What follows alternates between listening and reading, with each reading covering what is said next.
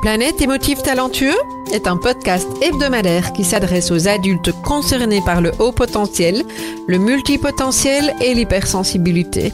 À tous ceux qui vivent avec le sentiment de décalage et qui se posent mille et une questions.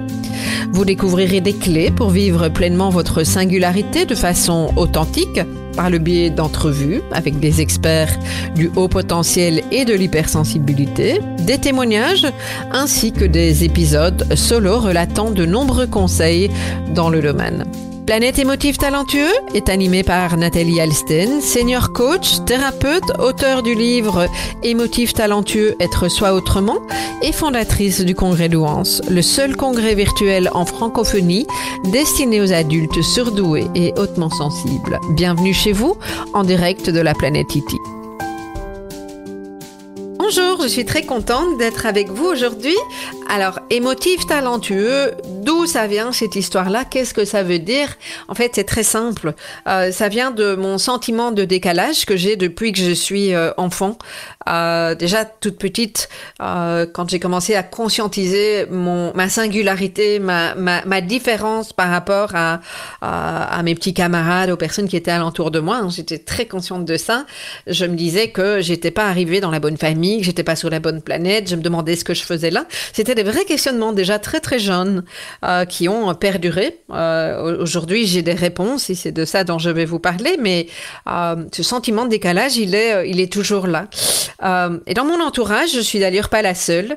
Et cette histoire d'émotif talentueux, en fait, elle vient au départ d'une blague, si je peux dire. Mon beau-fils, quand il était adolescent, et moi, quand on se disait bonjour, on se touchait le doigt. Comme E.T., le petit extraterrestre que vous connaissez probablement. Et donc, parce que tous les deux, on avait cette sensation d'être à côté, de ne pas fonctionner comme les autres, et en même temps, nous deux, de nous comprendre dans nos modes de fonctionnement singuliers. Et donc, quand on disait bonjour, c'était, et on le fait encore parfois, il est adulte aujourd'hui, mais parfois on le fait encore parce que ça nous amuse.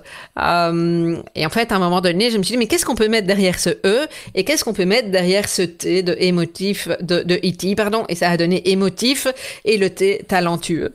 Donc voilà, c'est une autre manière de nommer toute une série de personnes qui pourraient être concernées par le haut potentiel, multipotentiel, la haute sensibilité, ou en tout cas qui vivent leur singularité et leur sentiment de décalage. Donc moi, voilà, j'aime bien ce mot émotif talentueux parce que il ne nous met pas dans une position haute, il accueille tout le côté émotionnel et en même temps, il montre tout le potentiel qu'il peut avoir derrière le côté talentueux, effectivement, à développer, bien entendu.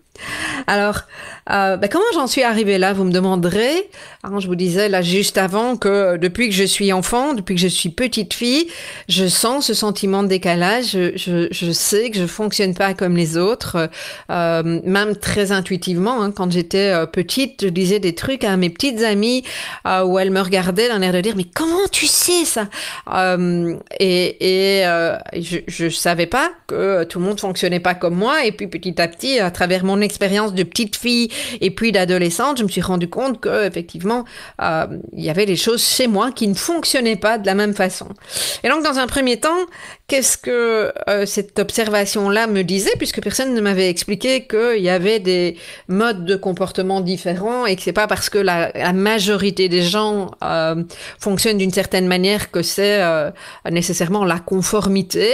Alors c'est probablement ce qui est la norme évidemment, mais personne ne m'avait expliqué que c'était ok, même si ça représente une petite partie de la population, mais que c'était ok de fonctionner différemment et que c'était juste, moi je dis aujourd'hui, je suis câblée différemment de toute une série de personnes. Ça ne fait pas de moi quelqu'un de mieux ou de moins bien.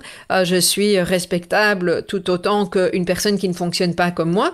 Ce qui me semble juste important, c'est de comprendre mon mode de fonctionnement pour que je puisse effectivement être bien avec moi-même et pouvoir, c'est ce que j'ai fait, moi ça a été tout un travail, travail, et c'est ça que je vais vous expliquer dans ce podcast, pouvoir sortir de ce regard que j'avais sur moi, déjà toute petite fille, de me dire que je n'étais pas OK, que je ne faisais pas bien les choses, et que j'aurais dû faire autrement et me conformer à ce que je voyais alentour de moi. Je pensais vraiment que c'était moi le problème, et je l'ai pensé très très longtemps, encore adolescente, je l'ai encore pensé quand j'ai commencé à travailler en entreprise. Vous savez, j'étais parfois dans une réunion où je voyais les gens exposaient des difficultés, etc. Moi, je faisais très très vite le tour de ce que j'entendais, et je pointais, parce que j'étais pas encore formée à la communication non violente, je pointais tout de suite le problème. Pour moi, c'était évident, et boum, je me faisais remballer, évidemment, puisque c'est pas toujours simple de l'autre côté d'entendre ce avec quoi je venais, une fois de plus. Donc, je me disais que j'étais pas assez bienveillante, ou bien on me le renvoyait, que j'avais un sale caractère, que j'étais trop directe. Il y avait comme ça plein de choses qui m'étaient dites, et que j'acceptais, parce que je pensais que c'était vrai, une fois de plus, parce que personne ne m'avait expliqué qu'il y avait d'autres moyens de fonctionnement qui étaient tout aussi acceptables.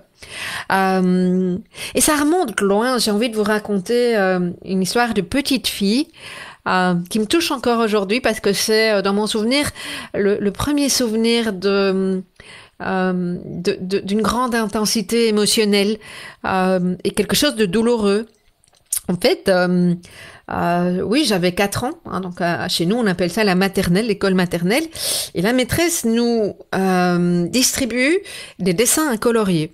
Comme on fait à 4 ans. Okay. Alors déjà, moi, colorier, c'était pas évident, parce que comme j'étais très impatiente, je débordais. Et c'est pas ce qu'on nous demandait à l'école. On nous demandait d'être bien dans l'intérieur du dessin. Okay, donc déjà ça. Et puis, la maîtresse, elle donne une instruction qui était de colorier la moitié des canards. Et sur la feuille, il y avait 6 canards.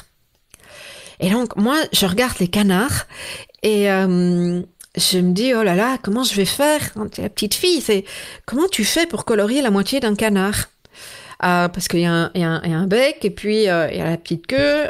Vous imaginez bien, les petits canards qu'on voit dans les foires, etc., et qui sont là, il est sur un dessin, il faut le colorier. J'ai plein de crayons à disposition, donc le jaune, ça c'était dans la norme. Je prends le jaune pour colorier le canard. Et puis, comme je savais pas très bien, c'était comment faire pour avoir la bonne moitié. Je colorie chacun des 6 canards avec ce que je considère qui pourrait être une moitié. Et je m'applique vraiment. Et en même temps, je sens, parce que je sentais déjà beaucoup de choses alentour de moi, je sens de l'impatience. J'entends même de la maîtresse. Et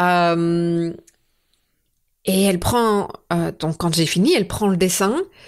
Et ça a été un moment excessivement douloureux, parce qu'elle a montré à tout le monde mon dessin en rigolant. Et en fait, vous l'avez probablement compris, ce qu'elle attendait, colorier la moitié des canards sur les 6, ça voulait dire tout simplement colorier 3 canards sur 6. Et moi, j'ai pas du tout compris ça.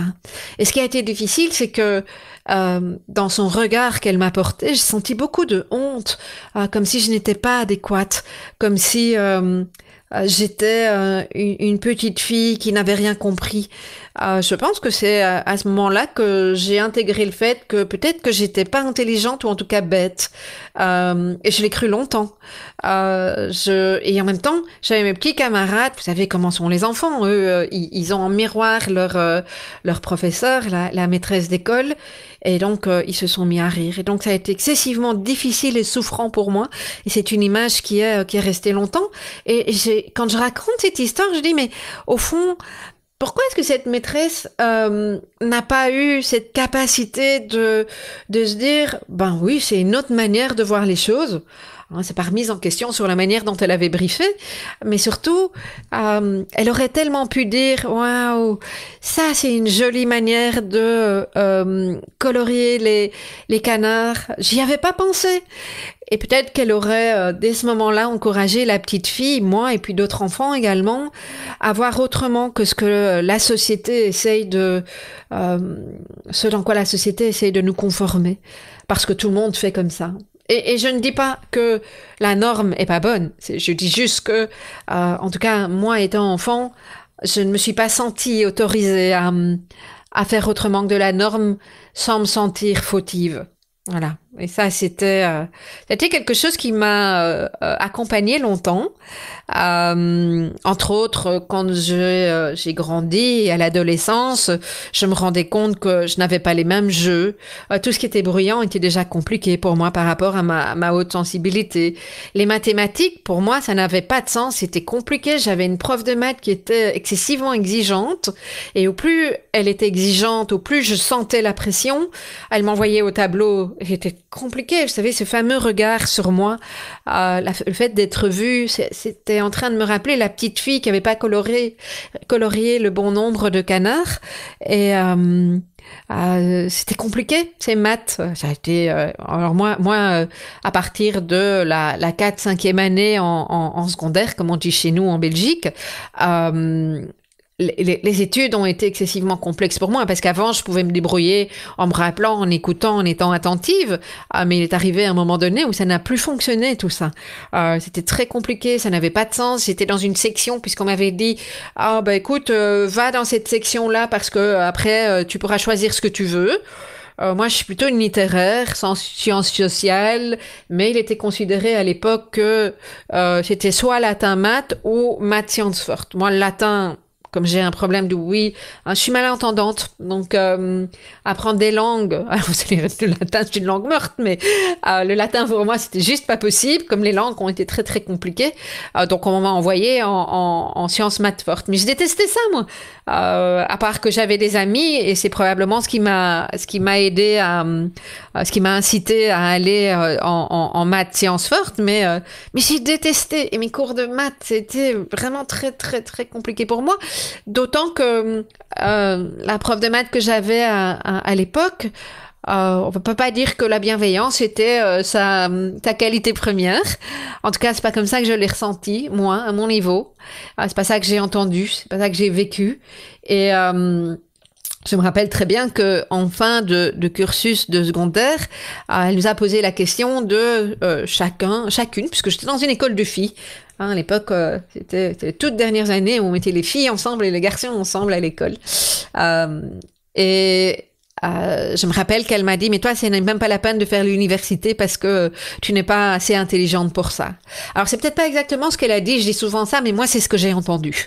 Ok, dans mes blessures et dans ma manière de me regarder et dans ce que je représentais comme de la non-conformité, je me suis dit, tu n'es pas assez intelligente, ce n'est pas la peine d'essayer d'aller loin dans des études, fais autre chose, fais quelque chose de plus simple que tu seras capable de faire.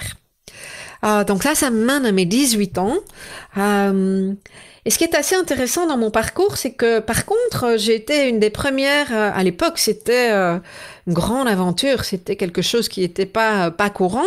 Je suis partie une année dans une famille d'accueil de mes 18 à 19 ans aux États-Unis pour apprendre l'anglais. Et ça a été juste fabuleux pour moi. Alors, je me suis rendu compte par la suite, ça c'est beaucoup plus tard évidemment, que je me suis retrouvée dans une famille concernée par le haut potentiel. La vie fait parfois bien les choses, donc je me suis retrouvée dans un milieu qui m'a bien convenu. Et puis surtout à l'école, j'ai eu la chance de pouvoir me retrouver par hasard auquel je crois pas, dans une école qui favorisait tout ce qui était artistique, y compris le théâtre. Et je me rappelle d'un prof, Mr. Boozy, un prof de théâtre, qui a vraiment tout fait pour me permettre de gagner confiance en moi et me montrer que je pouvais apporter quelque chose. Et souvent, je repense à lui parce que je me rends compte que aujourd'hui, quand je donne des conférences et quand je transmets des histoires, des explications, etc. Il a probablement été un des premiers à m'avoir proposé à prendre la parole en public. Et voilà, ça me touche de me rappeler de ce fameux Mr. Boozy qui m'a encouragé là-dedans. Mais en tout cas, les États-Unis, pour moi, c'était super parce que le fait que je me retrouve dans un milieu où il y avait pas la même conformité puisque j'étais dans un autre pays et que quelque part on m'autorisait à à être moi-même puisque j'étais entre guillemets l'étrangère mais accueillie. Et ça a été pour moi vraiment quelque chose de fabuleusement important qui m'a permis de regagner confiance en moi. Et c'est quelque chose que je constate assez souvent dans notre communauté de personnes qu'elles soient concernées par le haut potentiel, la multipotentialité ou la haute sensibilité. C'est que quand on voyage et qu'on se retrouve dans un autre pays, il n'y a pas le même regard. C'est autorisé d'être différent des personnes dans le pays en question. Et ça, je trouve que c'est quand même assez chouette. Alors, mes études, moi je fais des études en communication, voilà. Puis après, j'ai comme tout le monde commencé à travailler. J'ai fait pas mal de métiers.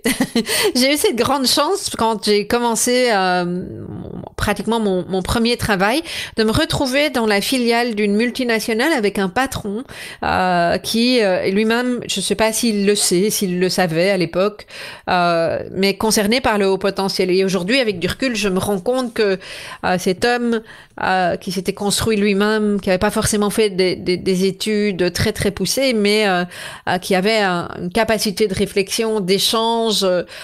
Il a vraiment dans sa façon de travailler et dans le parcours que j'ai fait avec lui, il y a vraiment eu quelque chose de très très riche. Cet homme avait tout à fait compris que je m'ennuyais très très vite et qu'une fois que je m'ennuyais, il fallait me faire quelque chose de différent. Et donc dans cette petite filiale, j'y suis restée 7 ou 8 ans, jusqu'à mes 30 ans. Et juste à la sortie de mes études, ça a été super parce que j'ai fait vraiment tous les services. Et chaque fois, il me demandait de réfléchir, on échangeait, etc. Donc je me rends compte combien j'ai eu de la chance à l'époque de rencontrer cette possibilité de travailler dans cette structure. Et puis, au bout de mes 30 ans, enfin à l'aube plutôt de mes 30 ans, je me suis lancée. Je me suis lancée parce que j'avais envie d'être libre, comme je le disais à l'époque. J'ai toujours envie d'être libre, bien entendu, mais ce qui a fait sens pour moi, c'est de lancer ma boutique de décoration cadeau sur un concept très particulier qui aujourd'hui existe, je dirais, mais à l'époque, c'était assez avant-gardiste. Alors, je me suis éclatée à imaginer, à aller trouver les fournisseurs, à aller faire des salons, etc. Ça venait vraiment nourrir ma curiosité, mon besoin de variété, le contact que j'avais envie d'avoir avec les gens, d'associer les choses qui sont belles, etc. Et vous devinerez jamais. Ce qui s'est passé, c'est que le jour de l'ouverture de mon magasin, j'avais 31 ans. Le soir, je m'en rappelle comme si c'était hier, je me suis rendu compte que j'avais adoré lancer le projet, mais que j'étais vraiment pas bien de me projeter à l'idée que j'allais être enfermée dans mes 4 murs et devoir vendre pratiquement toujours la même chose, même si par la suite j'ai changé pas mal en déco, etc. J'étais coincée entre mes 4 murs et je me suis vraiment rendu compte que en fait j'avais pas fait le bon choix. Donc voilà, ma vie professionnelle pour certains a été relativement chaotique, pour d'autres excessivement riche et variée. Tout est une question de point de vue. Moi, mon point de vue, c'est qu'effectivement, j'ai beaucoup aimé mon parcours professionnel parce que chaque fois qu'il y avait quelque chose qui ne me plaisait plus, qui m'ennuyait, je faisais un pas vers autre chose. Et chaque fois que j'ai fait quelque chose, même si je ne l'ai pas fait longtemps, je l'ai toujours fait avec de la curiosité. Et j'ai très souvent embrassé ce que je faisais comme une possibilité d'apprendre de nouvelles choses, de rencontrer de nouvelles personnes, d'ouvrir mes connaissances et d'avancer dans la vie. Donc voilà, ça a été mon parcours professionnel et certes il est loin d'être linéaire. Et encore là, je vous fais la version très courte. Mais et donc en fait, ce qui s'est passé, je vous dis, à 30 ans, là j'ouvre un vendredi soir, je me rappelle, avec un marché de Noël, mon magasin de décoration cadeau. Et 4 ans plus tard, qu'est-ce qui se passe? Je fais un burn-out. J'avais 34 ans. Premier burn-out, 34 ans, c'est quand même relativement tôt. En fait, ce que je faisais n'avait plus de sens. J'avais besoin d'autre chose. Je me connaissais pas assez pour avoir fait les bons choix. Néanmoins, j'assume, c'est un choix que j'ai fait et il a été excessivement riche en apprentissage sur moi.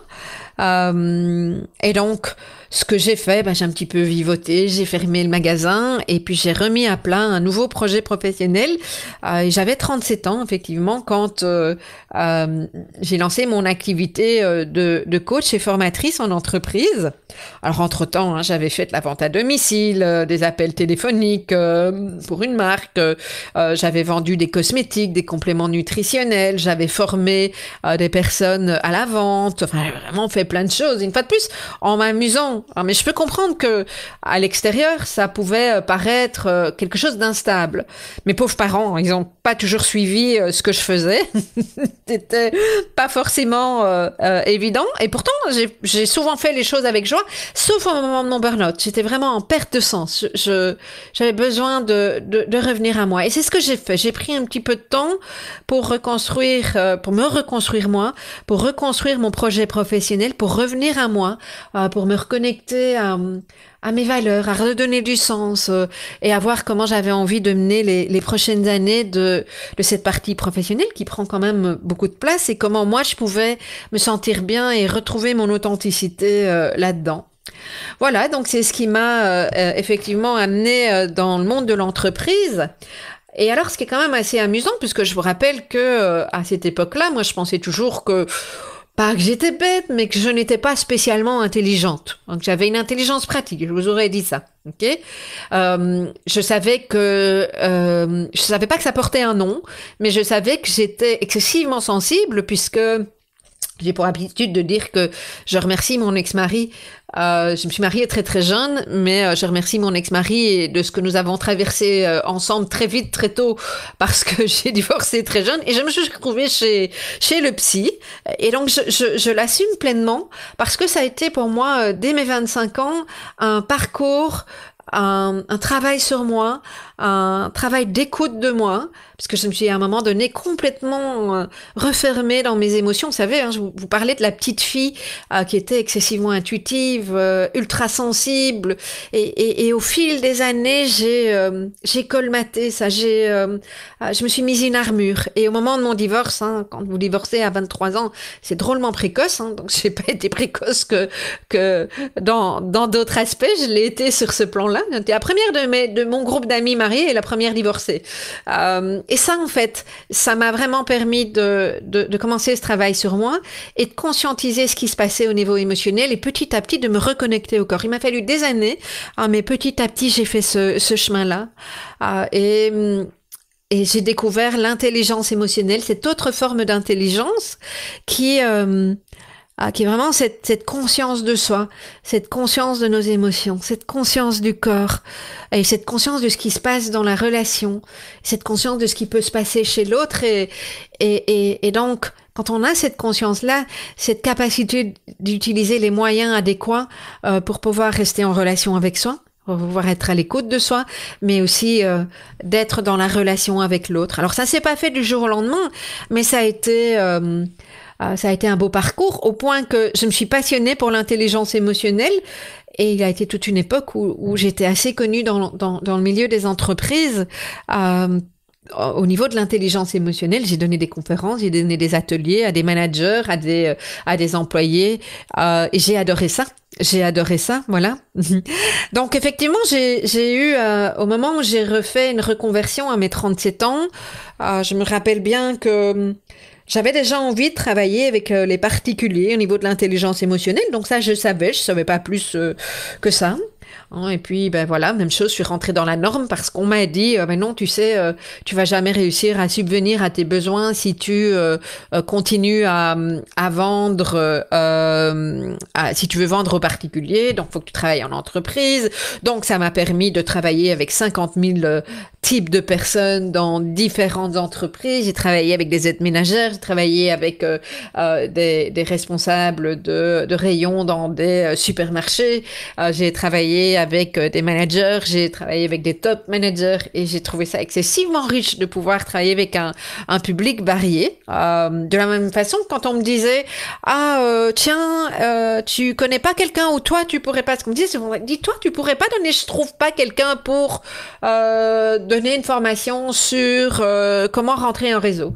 Ah oui, je veux bien. C'est comme ça que je me suis retrouvée à construire toute une formation, à piloter tout un projet avec d'autres formateurs pour accompagner les assistantes de direction pendant 5 mois. Alors que c'était loin d'être mon rêve à la base, quoi. Mais voilà, ça c'était ma façon de faire les choses. Et tout ça qui nous mène à 2012. En fait, en 2012, il s'est passé 2 choses. D'une part, mon beau-fils dont je vous parlais tout au début de cet épisode, avec pas mal de difficultés à l'école. Et je me disais, mais pourtant, ce gamin, il est loin d'être con. Il a juste une façon différente de voir les choses que je comprenais, puisque j'avais cette même façon de raisonner, d'apprendre, de comprendre. Et quand je revisais les cours avec lui, donc il était chez son papa le week-end, donc le lundi, on avait histoire et géo. Moi, c'est 2 cours que je revisais avec lui, puisque c'était le lendemain, mais il avait toujours des bons points. Et donc, j'essayais de comprendre, donc je commençais à lire, et en parallèle, au hasard de rencontres et d'événements, un jour, j'ai vécu quelque chose d'excessivement compliqué et je l'ai partagé à une de mes collègues qui m'a dit, mais oui, mais parce que toi, t'es concerné par le haut potentiel. Et j'ai regardé, non.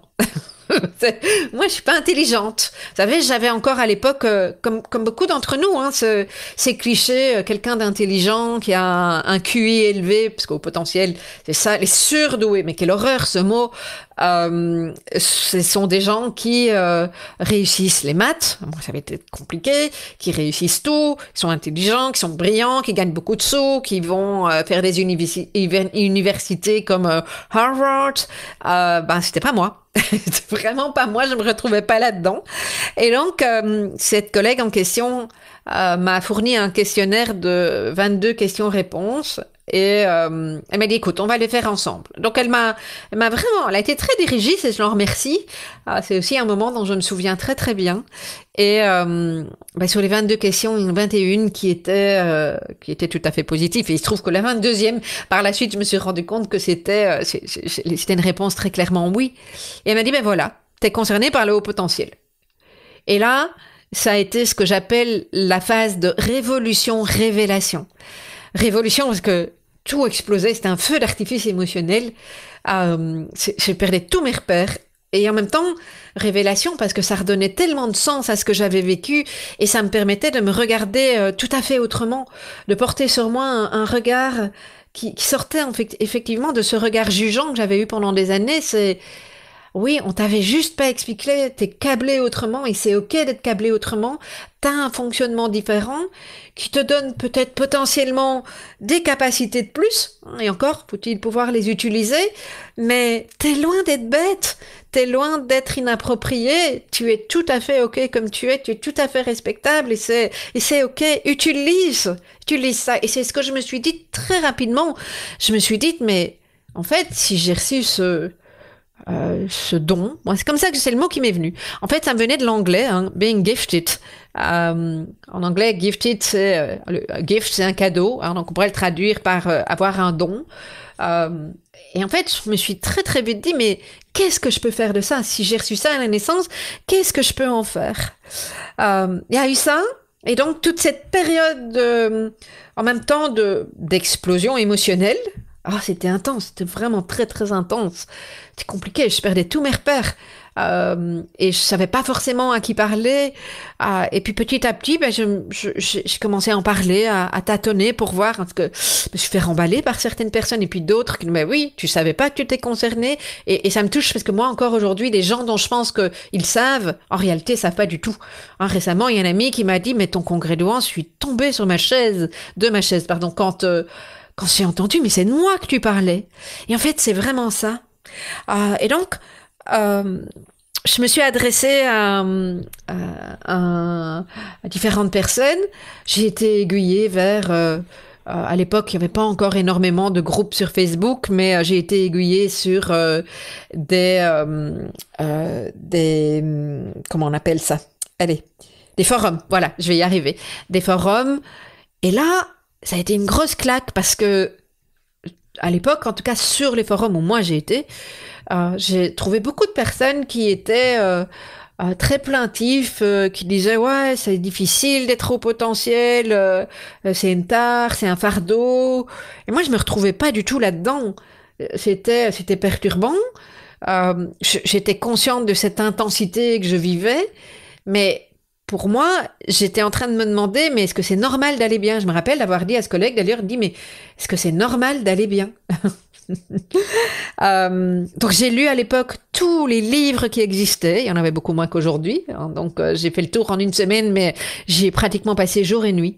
Vraiment, je me suis renseignée à des tas d'endroits, et en fait je me suis retrouvée avec cette question, comment sortir de cette posture de Calimero qui ne me concerne pas et rencontrer des gens qui peuvent être constructifs sur le sujet, et qu'est-ce que je fais avec ça? Qu'est-ce que je fais avec ça? Et en fait, c'est ça qui s'est passé, c'est que c'est à l'époque que je me suis dit qu'un jour j'écrirais le livre que je n'ai jamais, que je n'ai pas eu à ce moment-là, que j'ai écrit entre-temps d'ailleurs, hein, livre émotif talentueux, être soi autrement.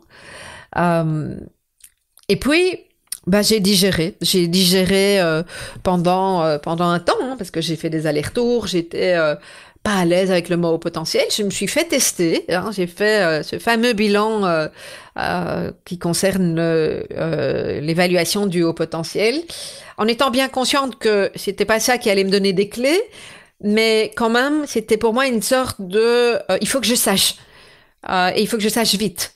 Ça c'est mon mode de fonctionnement à moi, hein. C'est pas le mode de fonctionnement de tout le monde, mais et donc je me suis jetée dans c'est vraiment ça, j'ai dit je me suis jetée parce que ça a été très vite dans ce bilan qui s'est avéré être confirmé le fait que je suis concernée par le haut potentiel, avec un chiffre évidemment, un chiffre qui veut rien dire, mais qui, en ce qui me concerne, a fait partie du chemin. Alors c'est pas le cas pour tout le monde, mais pour moi, ça fait partie du chemin. C'était cette validation, puis ça peut vous paraître un peu bizarre, mais un peu rire peut-être, mais moi plein de fois je me suis dit qu'est-ce que je voudrais aller montrer ce papier à cette prof de maths, vous savez, celle qui à mes 18 ans m'avait dit que j'étais pas assez intelligente pour faire l'université. Et en soi, elle avait peut-être pas tort. Alors, peut-être que c'est mon intelligence, mon type d'intelligence et ma manière de faire les choses est beaucoup plus pratique que ce que j'aurais aimé faire à l'université. Peu importe, c'est comme ça que ça s'est passé. Et, ma vie n'a pas été un long fleuve droit, mais en même temps, un long fleuve tranquille plutôt, mais en même temps, parce qu'un fleuve droit, hein. Mais en même temps, elle a été excessivement riche et elle est toujours excessivement riche et c'est ça qui me permet aujourd'hui de transmettre plein de choses et de travailler avec plein de personnes de milieux différents. Voilà. Alors, qu'est-ce que j'ai fait? Donc, j'ai digéré cette histoire. Puisque je me connais, je me suis dit, ok, je vais prendre le temps d'intégrer. Donc, je me suis laissé une année ou deux pour vraiment décanter tout ça. Je me suis rendu compte qu'effectivement, à l'époque, je faisais beaucoup de coaching en individuel et je me suis rendu compte que la grande majorité, si pas la totalité de mes clients, d'une part, étaient concernés par la haute sensibilité, mais intelligence émotionnelle, on s'en doutait, mais également par le haut potentiel. Et c'est amusant d'ailleurs parce que le premier livre que j'ai lu, c'est un livre qui m'avait été conseillé par une de mes clientes qui m'avait dit, tu connais pas ce livre-là? Achète-le, il te ferait du bien. Et je l'avais dans ma bibliothèque, mais je l'avais jamais lu. donc voilà. Et donc, en fait, c'est comme ça que en 2016, donc 4 ans plus tard, j'ai lancé le premier congrès d'Ouance, qui est un congrès virtuel qui rassemble une série d'orateurs et qui croise les regards. C'est vraiment comme ça que je l'ai voulu. Alors, une série d'experts qui sont des experts du haut potentiel, de la haute sensibilité, du multipotentiel et parfois même d'autres disciplines, mais avec qui on croise les regards, toujours dans cette idée de co-construire quelque chose, de donner des clés, de vous donner un regard nouveau sur vous, et surtout qui répond à cette question, mais maintenant, qu'est-ce que je fais avec ça? J'adore venir avec des clés. Ça va d'ailleurs être l'objet de ce podcast, puisque pour moi, c'est vraiment super important. Et au fil des années, j'ai rajouté différentes choses. Donc, j'ai un blog dans lequel j'aime écrire. J'ai démarré une chaîne YouTube également, Et récemment, j'ai également commencé à contribuer et à rassembler des articles pour vous proposer un magazine qui est coécrit avec, entre autres, des journalistes qui vous donnent à la fois une actualité, mais des articles alentour du haut potentiel avec des informations fiables. Parce que c'est pas toujours évident de trouver... il y a plein d'informations sur le sujet et c'est pas toujours évident d'en trouver des fiables, des congruentes qui puissent effectivement vous permettre de trouver du sens, de trouver des points de repère sans que vous vous perdiez. Parce que moi, en tout cas, c'est ce qui s'est passé au début. J'avais l'impression que j'avais des informations contradictoires. Et donc ça, c'est vraiment un souhait pour moi, c'est de vous donner des informations les plus claires possibles, les points de repère les plus clairs également possibles pour que vous puissiez avancer en toute sérénité et sécurité par rapport à ces aspects-là. Parce que mon objectif à moi, c'est vraiment d'une part d'informer, d'informer pour que vous ayez ces points de repère, ces bons points de repère, de vous aider à conscientiser parce que prendre conscience, c'est ce qui permet de mettre en place de nouvelles choses, qui permet le changement et donc la transformation et puis de vous permettre de déployer effectivement votre potentiel après toutes ces étapes-là. Donc voilà un petit peu de mon histoire et ce que j'avais envie de vous partager pour cet épisode 0 de qui je suis, de ce que de mon histoire et de ce que j'ai envie de vous transmettre dans les prochains podcasts et dans tout ce que je propose au public. Voilà, à très bientôt!